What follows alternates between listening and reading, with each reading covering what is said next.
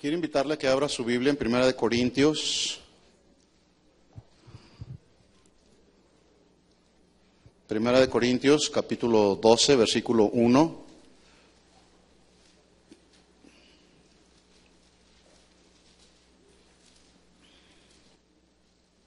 Dice pues la Escritura, escribiendo el apóstol Pablo: hermanos, no quiero que ignoren acerca de los dones espirituales.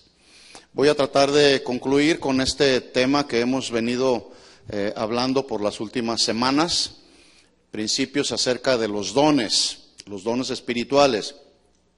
Nos hemos dado a la tarea de estar estudiando cuál es el adecuado uso de los dones espirituales según lo que establece la Biblia, para que no incurramos en errores, en abusos que puedan distraer a la iglesia. Así que vamos a orar y vamos a pedir que el Señor nos hable al corazón, que el Señor nos ministre con su palabra como Él siempre lo hace, para que usted y yo podamos recibir ese alimento en nuestro corazón. Oremos, inclina tu rostro y dile al Señor: Señor, estamos aquí con el único propósito, Señor, no solamente de adorarte, no solamente de exaltarte, sino aún también estamos con el propósito de recibir tu palabra en nuestro corazón, la palabra que alumbra nuestro caminar diario, la palabra que es nuestro alimento, la palabra que nos instruye, la palabra que nos redarguye, la palabra que también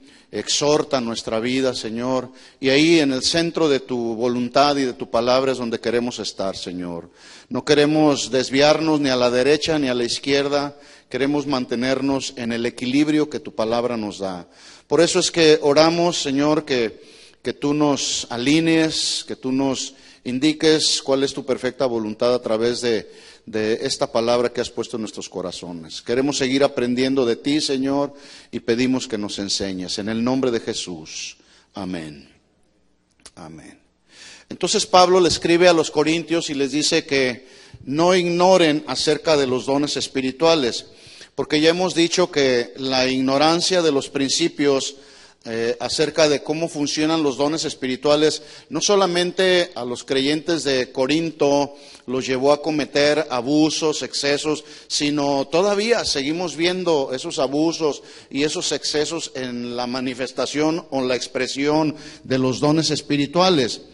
Le hemos venido dando respuesta a una pregunta la pregunta es: ¿cómo podemos conocer la verdad acerca del uso adecuado de los dones espirituales? Y la respuesta que le hemos dado es, pues conociendo los principios que el Señor estableció en su palabra, para que entonces podamos saber cómo funcionan los dones desde el punto de vista de la Biblia, y en ese sentido entonces discernir si una manifestación del Espíritu es verdadera o es falsa.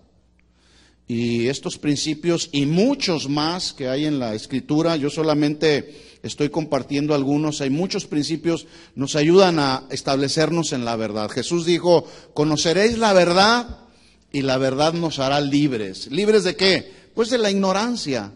Y todavía hay mucha ignorancia en el uso de los dones espirituales. Así que estamos estudiando algunos principios acerca del uso adecuado de los dones. Y el número 1 que yo mencioné fue que cada creyente tiene su propio don o sus propios dones.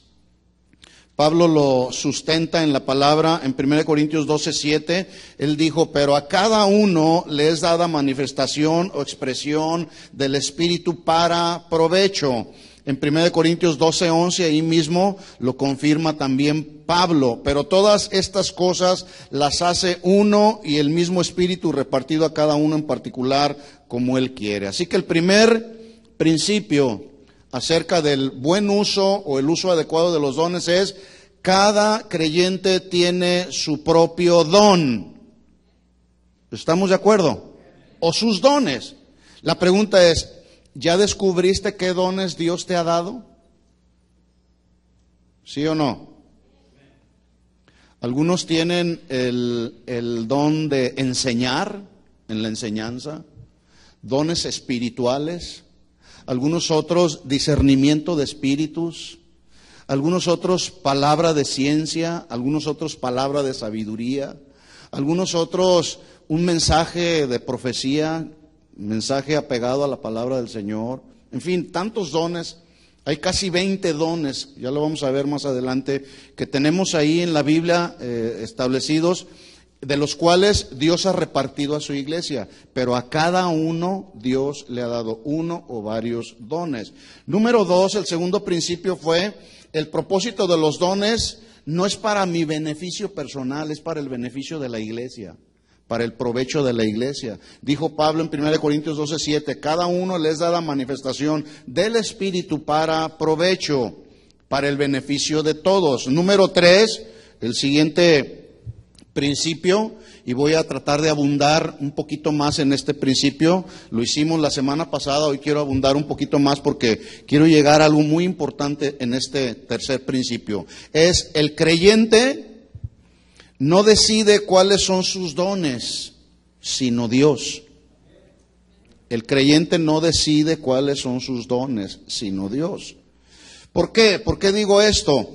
Porque hay quienes, por el hecho de no entender la soberanía de Dios, asumen tener o contar con dones que Dios no les ha asignado. Por ejemplo, hay quienes se autoproclaman profetas de Dios cuando Dios no los ha ungido como profetas, sino más bien como profetas de un mensaje de prosperidad. Y lamentablemente esos están abundando mucho. ¿Por qué? Porque asumen tener un don que Dios no les ha dado, pero lo están usando para beneficio personal. ¿Sí? Así que los dones, Dios es el que decide a quién dárselos y cuáles dones darle. Un creyente no decide cuál es el lugar en el cuerpo de Cristo donde va a funcionar, sino Dios, y Dios lo hace en base a su soberanía. Por lo tanto, así como los miembros del cuerpo humano dependen y se sujetan los unos a los otros, lo mismo sucede en el cuerpo de Cristo. Los dones en el cuerpo de Cristo funcionan bajo el principio de sometimiento y sujeción. Diga conmigo esta expresión. Los dones funcionan bajo el principio de sujeción o sometimiento. Así funcionan, así como el cuerpo humano funciona. Cada uno de los miembros del cuerpo humano funcionan, cada uno de ellos bien coordinados. Esta palabra someter es una palabra muy interesante. La palabra someter, traducida ya del griego, significa estar subordinado, estar sujeto y sometido en obediencia a una autoridad. Voy a repetir esta definición, no sé si está por ahí en la pantalla porque lo pasamos por ahí. Someter, para los que les gusta anotar. Ahí está la palabra del griego hupotazo y se traduce estar subordinado, sujeto y sometido en obediencia a una autoridad. Porque alguien puede estar sometido, sujeto o subordinado, pero no en obediencia. Puede estar sujeto, subordinado por alguna razón. Por eso es importante aclarar que la traducción es subordinado, sujeto, sometido en obediencia a una autoridad. Todos de una o de otra manera estamos sometidos a una autoridad. ¿Estamos de acuerdo? Romanos capítulo 13, versículo 1 dice Pablo, sométase toda persona a las autoridades superiores, porque no hay autoridad sino de parte de Dios y las que hay por Dios han sido establecidas. ¿Quién estableció las autoridades? Dios. Dios establece las autoridades. En la política Dios establece las autoridades. Dios establece autoridad en la iglesia. ¿Sí? Versículo 2, dice Romanos 13:2, de modo que quien se opone a la autoridad, a lo establecido por Dios resiste. Y los que resisten, escuche bien cómo termina este versículo 2, los que resisten o los que se oponen acarrean condenación para sí mismos. ¿Está claro el principio en el que funcionan los dones, que es el principio de sometimiento y sujeción? ¿Sí lo ve claro ahí en la Escritura? ¿Sí o no? Bueno, le voy a hacer entonces una pregunta. Ponga atención a la pregunta. ¿Qué pasa cuando quien ejerce autoridad no se somete o se sujeta en obediencia a los principios bíblicos, pero sí pretende que sus subordinados se sujeten a principios no bíblicos? Es una pregunta doble, ¿será que los subordinados deben de someterse porque si se resisten acarrean condenación para sí mismos? En otras palabras, si alguien que tiene autoridad sobre ti, autoridad espiritual, porque de eso se trata el asunto, autoridad espiritual, te dice, es que te tienes que someter a mi autoridad, porque si no te sometes a mi autoridad, entonces acarrearás para ti condenación para tu vida misma. Aunque yo no me someta a los principios que rigen mi autoridad, a los principios bíblicos, pero sí pretendo que los que están bajo autoridad se sometan a mi autoridad, aunque no sean principios bíblicos. ¿Será así? No, no es así. Por supuesto que no es así.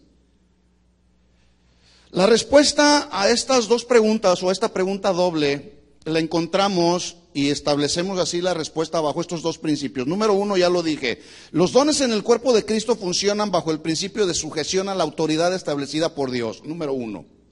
Número dos, quien ejerce una función de autoridad debe también estar sujeto y sometido a la autoridad de la palabra de Dios a la autoridad de Dios y de su palabra.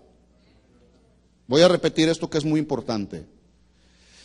Estos dos principios nos ayudan a entender que los dones funcionan bajo autoridad y bajo sujeción a los principios de la palabra establecida, la palabra de Dios establecida aquí en su palabra. Número dos, quien ejerce una autoridad debe también estar sujeto y sometido a la autoridad de Dios y de su palabra.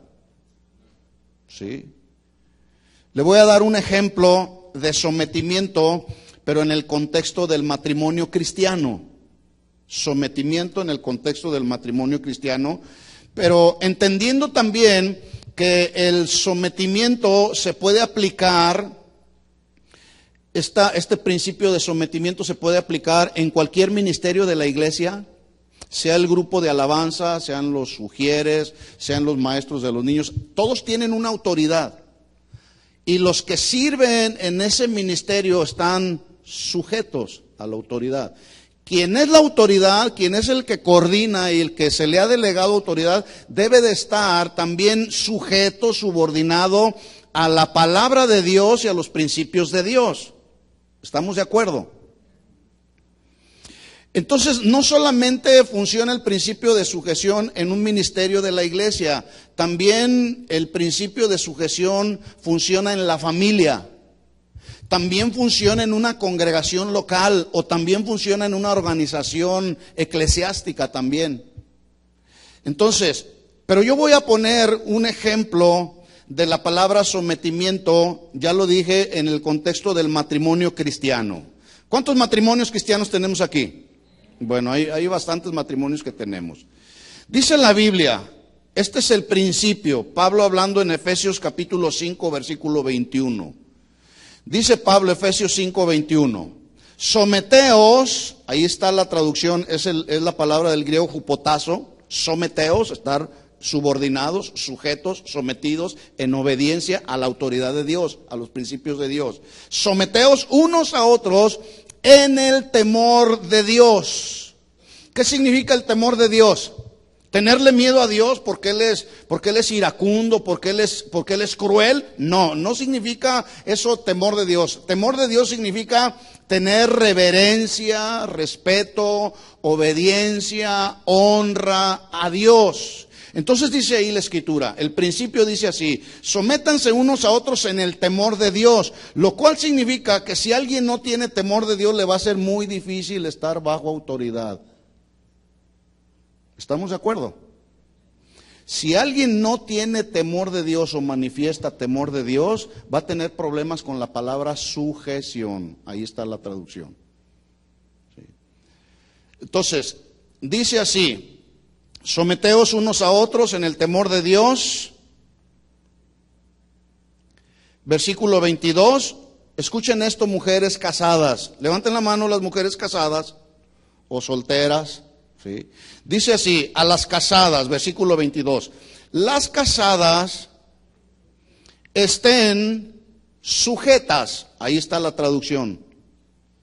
Es la misma traducción. Sometidas a sus propios maridos como al Señor. ¿Cuántos maridos dicen amén? Las casadas estén sujetas a sus propios maridos como al Señor. ¿Cuántos varones dicen amén? Muy bien. Pero escuchen esto, maridos. La sumisión o el sometimiento de la esposa no es para que el esposo la demande o la exija arbitrariamente, sino que la esposa estará dispuesta a ofrecerla voluntariamente, amorosamente, cuando ve ella que el marido está sujeto a Dios y a su palabra. ¿Cuántas mujeres dicen amén? Díganlo con fe para que oigan los maridos. Bueno, entonces el principio es: someteos unos a otros en el temor de Dios. Las casadas estén sujetas a sus propios maridos. Versículo 23. Porque el marido es cabeza de la mujer. Y aquí no hay más explicación teológica más que la soberanía de Dios. ¿Por qué fue así? Porque Dios así lo decidió. El marido es cabeza de la mujer. ¿Cuántos varones dicen amén? Amén, así es, porque así dice la Biblia. Como Cristo es cabeza de la iglesia, la cual es su cuerpo y Él es su Salvador. Dicho de otra manera, el marido cabeza de la mujer, como Cristo cabeza de la iglesia, que es su cuerpo. Nosotros somos la iglesia y conformamos el cuerpo de Cristo. Esto significa que debido al sacrificio de Jesús en la cruz del Calvario, Él vino a ser el salvador de su cuerpo, que es la iglesia. Nos salvó, nos rescató de nuestra vana manera de vivir y nos integró a su cuerpo, nos hizo parte de la familia de Dios. Por eso es que Él, Jesús, es la cabeza, y en su condición de cabeza, Él es el que le ha dado vida al cuerpo, que es la iglesia, la cual somos todos, y ahora ya no estamos muertos, sino vivos. ¿Cuántos están vivos? Todos los que estén vivos vamos a darle un aplauso al Señor. Los vivos vamos a darle un aplauso al Rey de Reyes, porque estamos vivos y somos la iglesia del Señor.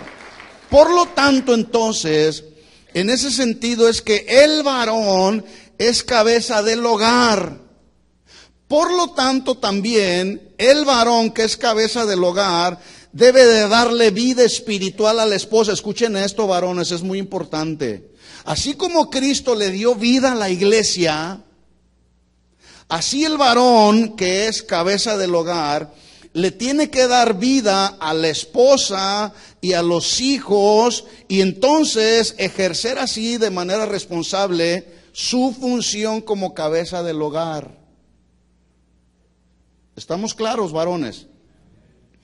En otras palabras, ser cabeza del hogar no es un asunto de ejercer dominio autoritario y arbitrario.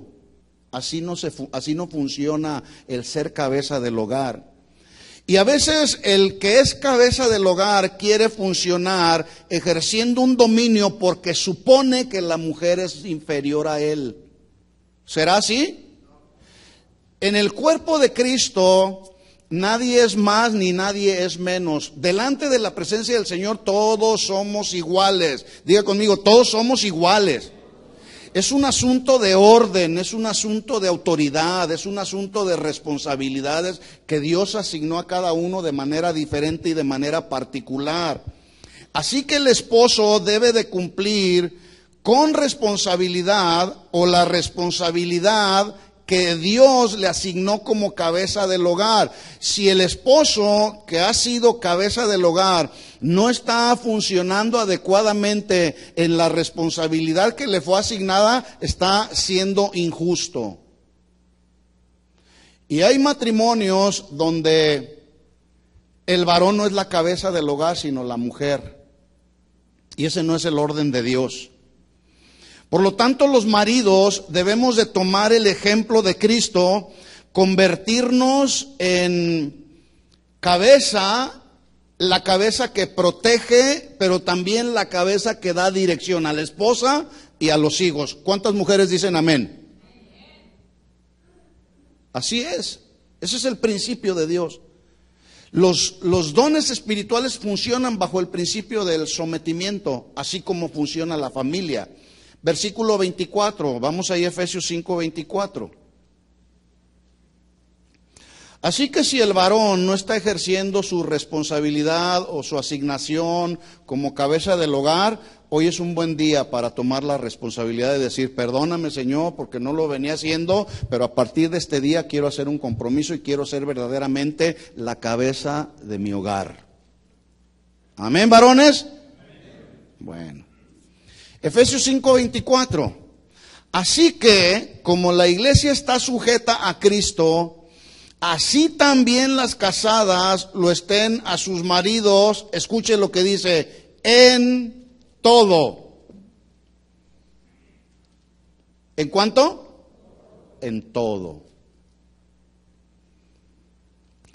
Las mujeres casadas estén sujetas a sus maridos en todo. Pregunta, ¿esta expresión en todo será una expresión literal? Donde la mujer se debe de someter al marido en todo, ¿sí o no? No. Ese todo o ese en todo es condicional, lo cual significa que la sujeción de la esposa al marido no es un asunto de entrega total, absoluta a sus deseos, y menos cuando estos deseos son carnales. Menos tampoco cuando estos deseos son ofensivos y atentan contra la conciencia de la esposa. Menos tampoco cuando atenta contra los principios espirituales que rigen la vida de un matrimonio cristiano. ¿Estamos claros en eso? Así que entonces cuando Pablo dice ahí, las mujeres casadas estén sujetas a sus maridos en todo, es condicional. Siempre y cuando no atente contra la conciencia del matrimonio cristiano, de él o de ella, ¿sí? En este caso ella, mientras no atente contra los principios que rigen un matrimonio cristiano. La Biblia dice en Hebreos 13:4, dice la Biblia, honroso sea en todos el matrimonio, honroso. Es decir, de muy alta estima, de mucho respeto, de mucha honra es el matrimonio. ¿Por qué es de mucha honra? ¿Por qué es de muy alta estima? ¿Por qué se tiene que tener respeto en el matrimonio? Pues nada más y nada menos porque fue Dios el que instituyó el matrimonio. Y es nada más y nada menos porque Él mismo lo estableció en su palabra diciendo, honroso sea para todos el matrimonio, y luego añade diciendo, y el lecho sin mancilla, que se refiere obviamente al lecho conyugal, ahí donde se procrean los hijos a través de la relación sexual. ¿Cómo tiene que ser? Sin mancilla, sin ningún pecado. Sin ninguna cosa que pueda dañar la conciencia del matrimonio cristiano. Y hoy quiero decirles, hay mucho pecado dentro del lecho, de muchos lechos cristianos. Yo les he contado en alguna ocasión a los matrimonios, no sé si lo he dicho desde aquí, pero una ocasión un matrimonio fue a preguntarle al pastor y le dijo, oiga, ¿cómo debe de ser la correcta relación en la intimidad entre un esposo y una esposa? Y el pastor contestó, cerrada la puerta del matrimonio cristiano se vale de todo. ¿Será así? Honrosos sean todos el matrimonio y el lecho sin mancilla. Y qué interesante que termina el versículo diciendo, pero a los fornicarios y a los adúlteros los juzgará Dios. Dos pecados que tienen que ver con la sexualidad. ¿sí? ¿Por qué? Porque el matrimonio es de mucha honra. Hay que respetar el matrimonio, ¿sí? Entonces, dice Pablo, las casadas estén sujetas a sus propios maridos en todo, siempre y cuando ese todo no atente contra la conciencia de la esposa ni contra los principios que rigen la vida de un matrimonio cristiano. ¿Estamos de acuerdo? Así que es muy importante entender que Dios en su soberanía asignó funciones al marido y a la esposa para que ambos trabajen con los dones que Dios les dio, pero de una manera coordinada, sometido el uno al otro. Por lo tanto, deben aceptar, reconocer y practicar los dones que a cada uno les fueron dados. Pero eso no significa que una esposa, escuchen bien esto, mujeres, una esposa no significa que deberá de desarrollar sus funciones como esposa en independencia de su marido. ¿O sí? ¿No? Porque esto sería como que si el cuerpo humano trabajara de una manera descoordinada o separada de la cabeza. Esto significaría algo muy anormal, porque ¿se imagina usted un matrimonio sin cabeza? ¿Qué sería un matrimonio sin cabeza? Bueno, sucedería lo que sucedió en el tiempo de los jueces. Dice en la Biblia, cuando usted estudia varios de los capítulos en el libro de los jueces, dice que cuando no había juez en Israel, cada quien hacía lo que mejor le parecía según sus criterios personales, humanos y carnales. Y usted se da cuenta que por 350 años en el tiempo de los jueces, el pueblo de Israel cayó en idolatría, en una decadencia espiritual, en una decadencia moral impresionante. Nadie puede decir, Dios me dio una función en el cuerpo y la voy a desarrollar de manera individual, autosuficiente. Por eso hay un orden en el que debe de funcionar el cuerpo. Todo tiene un balance, todo tiene un equilibrio. Voy a mencionar un ejemplo que tuvimos hace muchos años, no aquí, en nuestra congregación en Guadalajara, que por no hacer un balance adecuado, donde la esposa debe de funcionar bajo el sometimiento, aún teniendo dones, teniendo capacidades que Dios le ha dado, debe de funcionar la mujer bajo autoridad. Cuando esto no sucede, se crean problemas en el matrimonio que pueden llegar aún hasta el divorcio. Aquí hay mujeres casadas a las cuales debemos de reconocer que Dios les ha dado dones. Algunas tienen don de sanidad, algunas otros tienen muy buenos dones para predicar, enseñan, comparten muy bien, lo hacen. Algunas otras mujeres tienen dones cuando van y oran por los enfermos y estos son sanados al imponer las manos. Algunas otras mujeres son muy buenas compartiendo la palabra. En fin, hay una diversidad de dones que Dios le ha dado a las mujeres casadas. Pero escuchen esto, ese don que le fue dado a una mujer casada debe de funcionar de manera individual, autosuficiente y sin sujeción, ¿sí o no? ¿Sí o no? No. La respuesta objetiva es no, mujeres. Porque a través de los años hemos visto que ha existido un desequilibrio al ejercer algunos dones, donde la mujer casada no se quiere someter ni al marido ni al pastor de la iglesia. Y anda desarrollando su ministerio de manera individual, pero el ministerio no se desarrolla como el llanero solitario, porque ni el mismo llanero solitario andaba solo, traía a alguien. Los dones y el ministerio se van desarrollando bajo el principio de sujeción, porque así funciona el cuerpo de Cristo, como funciona el cuerpo humano. Algunas mujeres han interpretado mal Hechos 5:29, que dice, es necesario obedecer a Dios antes que a los hombres. Y dice, no, yo ando haciendo la obra de Dios. Así que usted no me lo puede impedir, porque Voy a obedecer a Dios antes que a los hombres. ¿Qué tan real es esto? Mire usted cómo, por ejemplo, Josué sirvió a Moisés, ¿sí? Sirvió a Dios sirviendo a Moisés. ¿Estamos de acuerdo? Eliseo sirvió a Dios sirviendo a Elías. Timoteo sirvió a Dios sirviendo a Pablo, siempre bajo el principio de sujeción. Bueno, lo mismo sucede con la mujer casada que tiene dones, ¿sí? Hubo una hermana que llegaba a nuestra congregación eventualmente 1, 2 o 3 veces por año. Ella vivía aquí en California y llegaba allá a Guadalajara y pasaba hasta 6 meses allá sirviendo al Señor. Lo voy a poner así entre comillas, sirviendo al Señor. Esta hermana tenía un muy claro y muy evidente don de sanidad.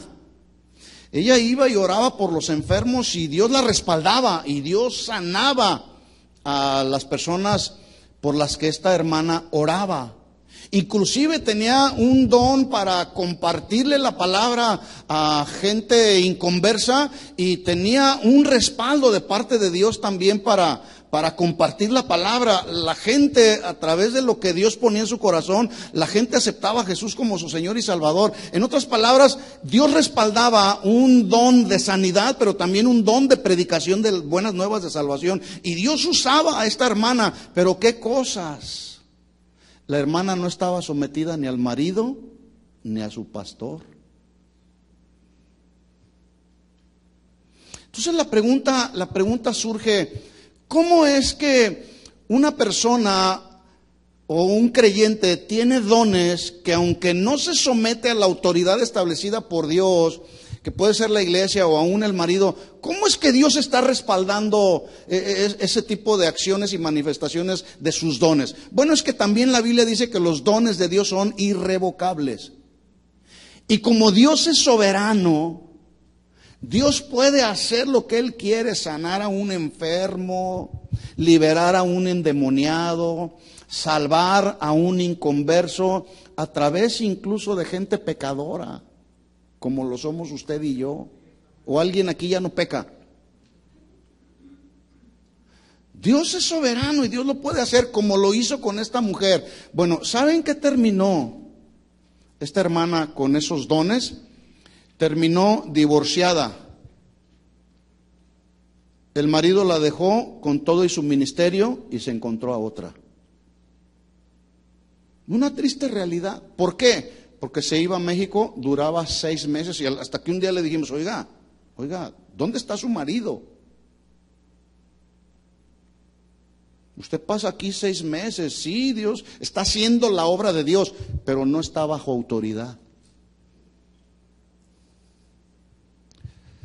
Atención, hermanas, si Dios le ha dado un don, ejérzalo bajo sujeción. ¿Sí o no, mujeres? Sí. Bajo la autoridad de su marido, bajo la autoridad de su pastor, y no de manera autosuficiente, tampoco de manera individual, sino respaldada con la autoridad de su marido, que es la cabeza, respaldada con la autoridad del pastor, que es la cabeza de la iglesia, porque Dios nunca va a respaldar el desorden. ¿Sí se entiende el asunto? Ya dijimos, Dios es soberano, Dios puede hacer todo esto aún a pesar de que andamos en desorden, pero así no debe de funcionar. Hermanos, aplicar estos principios y atender a ellos en la vida cristiana práctica nos hace caminar agradando a Dios, y nos conviene aplicar los principios para la vida cristiana, porque de eso se trata la vida cristiana, de funcionar en la voluntad de Dios y no en mis criterios personales. Hay ministerios donde se hace un enfoque en la predicación, un enfoque muy marcado en lo profético, en lo escatológico, y no estoy diciendo que eso sea malo. Pero hay ministerios donde se la pasan dándole la interpretación de la simbología de Apocalipsis, Ezequiel, Daniel, hablando de la bestia, del anticristo y de la condenación de la gran ramera. Pero escuchen esto, la gran mayoría de ese tipo de predicaciones la hacen con la tendencia de infundir temor en el corazón de la gente para que la gente se alinee a Dios. Y vuelvo a repetir, en todo esto hay un balance. Hay que hablar.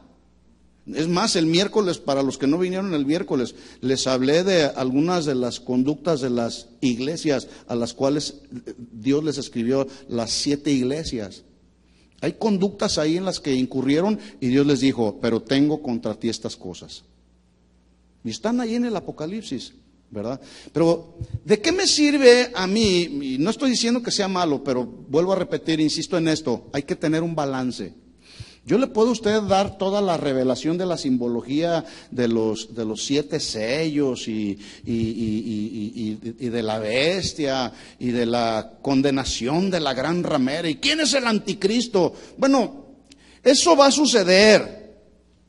Nos guste o no nos guste lo que está establecido en el Apocalipsis, todos los acontecimientos proféticos de los últimos tiempos van a suceder. Pero ¿de qué le sirve a uno tener toda esa revelación de toda esa simbología si no sabe cómo gobernar su casa? Una ocasión, un matrimonio, vinieron conmigo a la consejería. El hombre era un hombre muy entendido en la teología y en la escatología y tenía un entendimiento claro de las Escrituras, un buen teólogo. Se había metido a estudiar a profundidad la palabra, ¿verdad? Pero qué cosas, un día vinieron a la consejería y enfrente de mi esposa y de un servidor, la esposa le dijo, ¿de qué te ha servido toda tu teología si no sabes entenderme como tu esposa que soy y no sabes educar a nuestros hijos? ¿De qué te sirve tu teología? Alguien puede tener un conocimiento muy vasto, muy suficiente de la teología, de la escatología y hacer una defensa impresionante de todos esos temas, pero ¿y la vida cristiana práctica? ¿Sí se entiende el balance que debemos de tener? Sin embargo, hay quienes hacen un énfasis para infundirle temor a la gente. Arrepiéntete porque la gran ramera está en pleno uso de sus funciones. La gran ramera te puede arrastrar. El anticristo. Hermanos,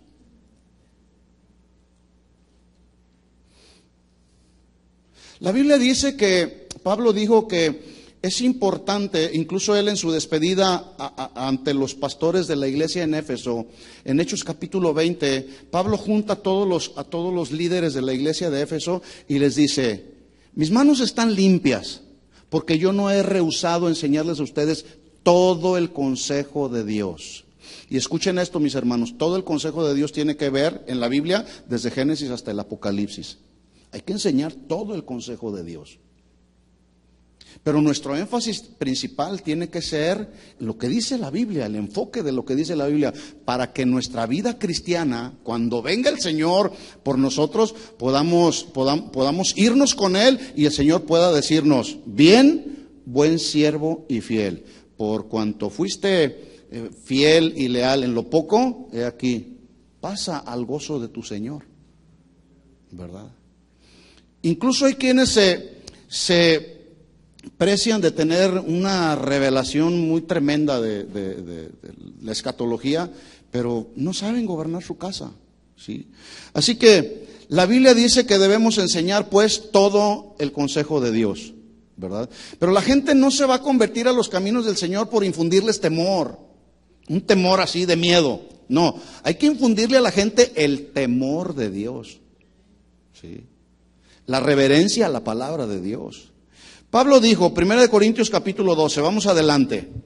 1 Corintios 12, dice, porque así como el cuerpo es uno y tiene muchos miembros, Pero todos los miembros del cuerpo, siendo muchos, son un solo cuerpo, así también Cristo, porque por un solo cuerpo fuimos todos bautizados en un cuerpo, sean judíos, griegos, esclavos, libres, y a todos se nos dio a beber de un mismo espíritu, versículo 14. Además el cuerpo no es un solo miembro, sino muchos. Si dijera el pie, porque no soy mano, no soy del cuerpo, por eso no sería del cuerpo. Si dijera la oreja, porque no soy ojo, no soy del cuerpo, por eso no sería del cuerpo. 17. Si todo el cuerpo fuese ojo, ¿dónde estaría el oído? Si todo fuese oído, ¿dónde estaría el olfato? Mas ahora Dios ha colocado a los miembros, cada uno de ellos, en el cuerpo. ¿Cómo dice? Como Él quiso. ¿Sabe cómo se llama esto? Soberanía de Dios. Eso es soberanía. Así que Dios nos ha asignado una función en el cuerpo.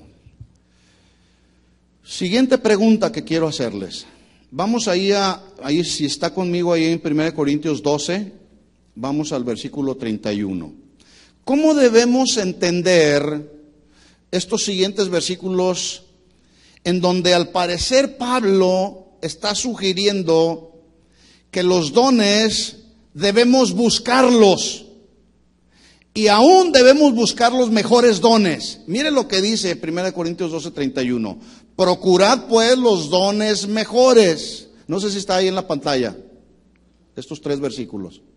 Si me los ponen ahí en la pantalla.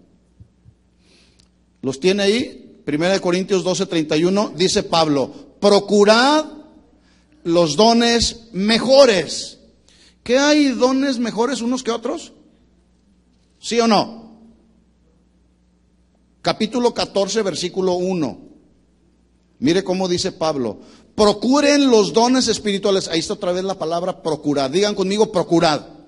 Procurad. Procurad los dones espirituales, pero sobre todo que profeticéis. Entonces significa que la palabra profética está por encima de la palabra de ciencia, por ejemplo. O del don de sanidad. ¿Por qué dice Pablo, procuren los dones espirituales, pero sobre todo que profeticéis? Procurad. Capítulo 14, versículo 39. Así que, hermanos, procurad profetizar. Entonces debemos suponer que el don de profecía está por encima de cualquier otro don, ¿sí o no? ¿Sí o no? Díganlo. No es así. Debemos entonces darle respuesta a estos 3 versículos acerca de la palabra que usa Pablo ahí, procurar, pero para poder entender lo que Pablo está tratando de darles a conocer a los corintios, debemos ir al original de la palabra procurar. ¿Qué significa la palabra procurar? No sé si aparece ahí en la pantalla la palabra procurar. Estamos teniendo un poquito de fallas técnicas. Ahí está. ¿Alcanza a ver ahí la traducción? Es un término griego. El término griego es celó, de donde proviene la palabra del castellano que conocemos como celo, o tener celo por, o ser celoso en cuanto a algo. En este caso, en el adecuado uso de los dones. También procurad, es otra traducción. Esta palabra procurad no tiene nada que ver con un espíritu de codicia o motivación del corazón equivocada. Voy a desear, voy a procurar lo que otros tienen. No tiene nada, la definición no tiene nada que ver con esa actitud, esa conducta del corazón, sino más bien tiene que ver con el tener una alta estima del don o los dones que en su soberanía Dios nos haya asignado a cada uno. Debemos de ser celosos en el buen uso de los dones espirituales. No sé si me estoy dando a entender. Por lo tanto, cuando Pablo dice ahí, procurad pues los dones mejores, procurad los dones espirituales, pero sobre todo que profeticéis, procurad profetizar, significa haz del don que Dios te ha asignado, pero de una manera celosa, con un celo santo. Pablo dijo inclusive a los Gálatas, bueno es mostrar celo en lo bueno siempre, pero celo en lo bueno, en el buen sentido de la palabra, porque de repente hay mujeres que son muy celosas, pero también hay maridos que son celosos. ¿Dónde andas? Esa clase de celos de la carne. A ese celo no se está refiriendo. Se está refiriendo a un celo donde debemos estar celosos de lo bueno. En este caso, del hacer un buen uso de los dones espirituales. Ahí sí debemos ser celosos. Que se haga conforme a lo que dice la Biblia. ¿Estamos entendiendo el concepto, el principio? ¿Sí? Los dones espirituales entonces... Yo no decido en cuáles dones voy a funcionar, sino Dios, porque Dios es soberano. Ese es el tercer principio. Y el cuarto principio dice que hay unidad en la diversidad. Unidad en diversidad. Dice Pablo, 1 Corintios 12:12, vamos a entrar al segundo principio, al cuarto principio. Porque así como el cuerpo es uno y tiene muchos miembros, pero todos los miembros del cuerpo siendo muchos son un solo cuerpo, así también Cristo. Esto ya lo hemos venido hablando una y otra vez, reafirmando una y otra vez. Ya hemos dicho pues que los dones han sido dados y dispuestos para funcionar bajo el principio de sometimiento, pero también bajo el principio de la unidad, para que en ese sentido entonces se pueda ayudar a unir al cuerpo de Cristo y no a seguirlo dividiendo, que de por sí ya está muy dividido. Los dones ayudan a unir el cuerpo, porque en la unidad o en la diversidad hay unidad. Los corintios, ya lo dijimos, eran ricos en la palabra, pero en los dones espirituales, en el ejercicio de los dones espirituales estaban divididos. Por eso Pablo les escribió, ¿de qué te sirve tener don de lenguas, profetizar, sanar a los enfermos, si no tienes amor? Sí. Así que la falta de amor condujo a los corintios a discordias, a pleitos, egoísmo, orgullo, y estos elementos dividieron la iglesia. Por cierto, cualquier parecido con la realidad es mera coincidencia, El propósito de Dios, pues, con respecto a los dones es crear unidad en la diversidad. Por lo tanto, el Espíritu Santo inspiró a Pablo para usar esta metáfora del cuerpo que tiene muchos miembros, pero que representan diferentes dones con diferentes funciones. Voy a mencionar solamente un ejemplo de cómo funciona el cuerpo. ¿Usted sabe cuántos huesos tiene el cuerpo humano? ¿Alguien sabe? Bueno, yo no sabía, pero me metí a investigar. El cuerpo humano de un adulto, porque no es lo mismo de un recién nacido tiene más huesos que el adulto, pero el cuerpo humano de un adulto tiene 206 huesos y 230 articulaciones. Sin estas articulaciones, los huesos no pueden tener movilidad. Así que algunas de las funciones más importantes de las articulaciones, si alguien no tuviera articulaciones, y las articulaciones no se ven, pero no por el hecho de que las articulaciones no se vean, significa que no son importantes y necesarias. Las articulaciones proporcionan movilidad a los huesos, elasticidad, y permiten que los huesos vayan creciendo. Por ejemplo, ¿usted sabía que el ser humano, un adulto, tiene 52 huesos en los pies? 52 huesos en los pies. Tiene 27 huesos en las manos, 8 huesos en el cráneo, 14 huesos faciales en la cara y 6 huesos en el oído. Yo no sabía esto. Yo dije, ¿huesos en el oído? Pues a veces es puro. Sí. Bueno, los huesos, estoy hablando de cómo, mire qué maquinaria tan extraordinaria hizo Dios, Alguien de plano que no pueda reconocer lo extraordinario que es el cuerpo humano, dice, no, es que el hombre desciende del mono.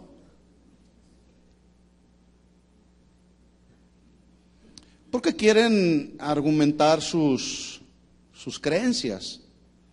Pero los huesos son la estructura básica que nos permiten movernos.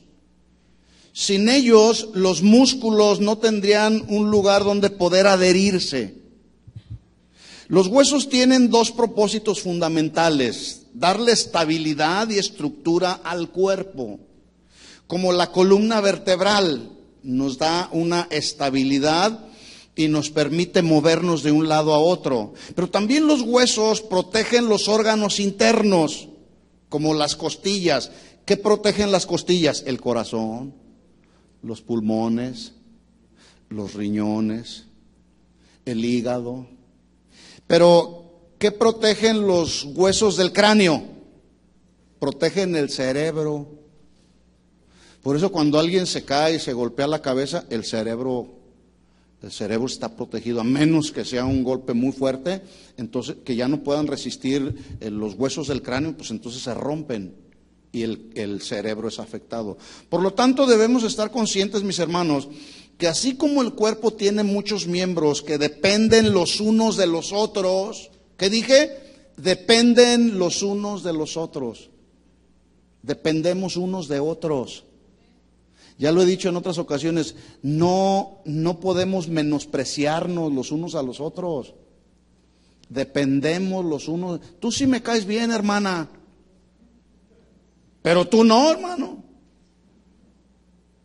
Y a veces así somos tremendos en el cuerpo de Cristo, y nos comportamos a veces haciendo menosprecio los unos de los otros. No, hermanos, eso es de la carne, eso es carnal.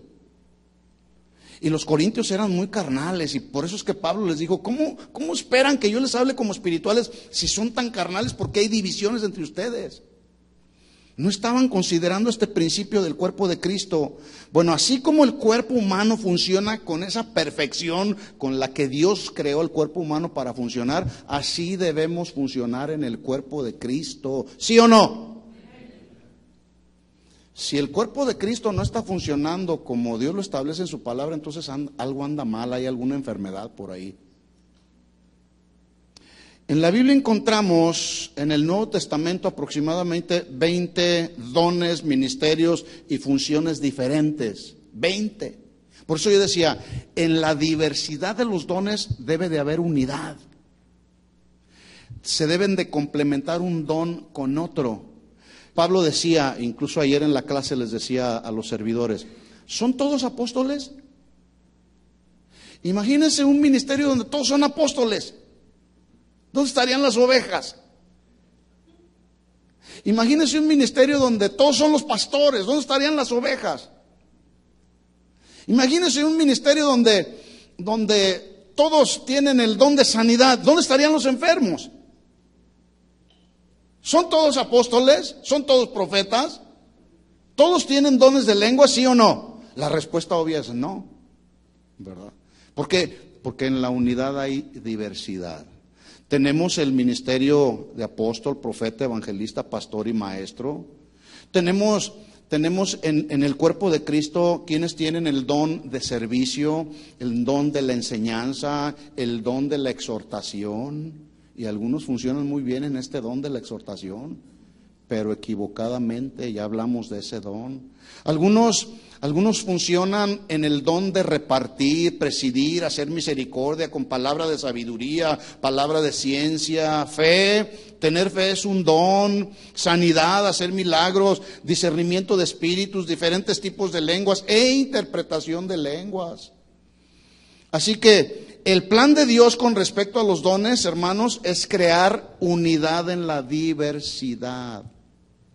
Y en esta congregación estamos muy interesados en que, de acuerdo a los dones que Dios te ha dado, funcionemos en unidad, reconociendo que yo no puedo hacerlo todo.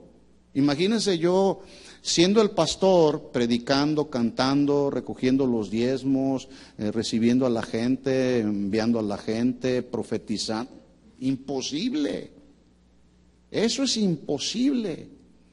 Por eso se necesita un ministerio pastoral, se necesitan servidores que atiendan a las diferentes funciones en la iglesia local, pero todo esto funcionando en la diversidad de dones, funcionando en unidad. ¿Sí se entiende el concepto de unidad? Así que 1 Corintios 12:24 leemos ahí en la Biblia que Dios ordenó los miembros del cuerpo como Él quiso. Como Él quiso. Y esta palabra ordenar significa mezclar o entremezclar unos con otros. Ahí está la definición en la pantalla. Por ejemplo, los que son pintores, los que saben de este asunto de la pintura, así, confirmarán lo que voy a afirmar a continuación. Por ejemplo, si usted mezcla una porción de azul con otra porción de amarillo, va a obtener un verde, no un rojo. No sé si es así. Los que saben, saben.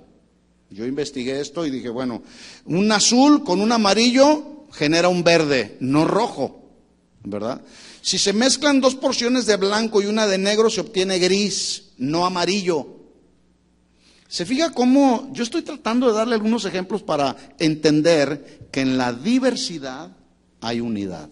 ¿Sí? Si se mezcla una porción de rojo con dos de amarillo, se obtiene naranja, no se obtiene púrpura.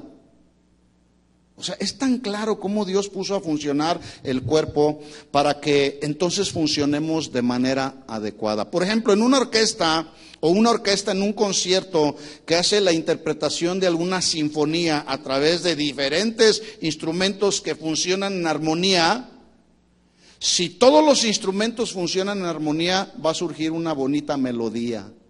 Salió verso sin esfuerzo, ¿verdad?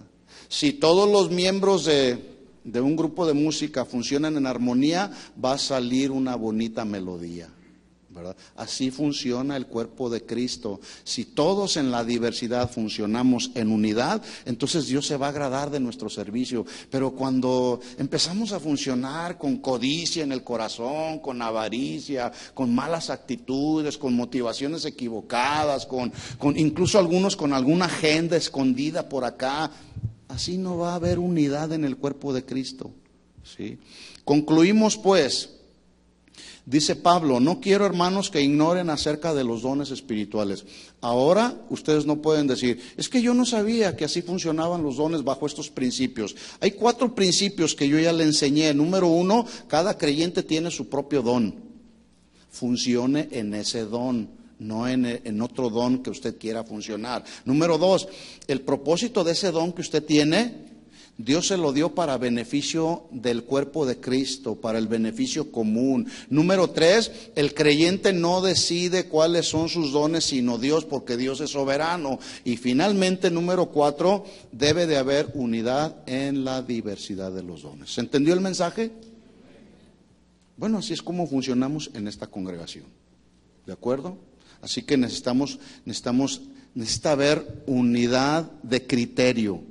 Para decir, bueno, eso es lo que dice la Biblia, me voy a alinear a lo que dice la Biblia. Así funcionan los dones. ¿De acuerdo? Vamos a orar y vamos a pedir al Señor que Dios nos dé sabiduría, que Dios nos dé un espíritu manso y humilde para funcionar de acuerdo a los dones y capacidades que Dios nos dio para funcionar. Le pido que se ponga de pie y vamos a orar. Y si nos tomamos de las manos sería mucho mejor para orar los unos por los otros.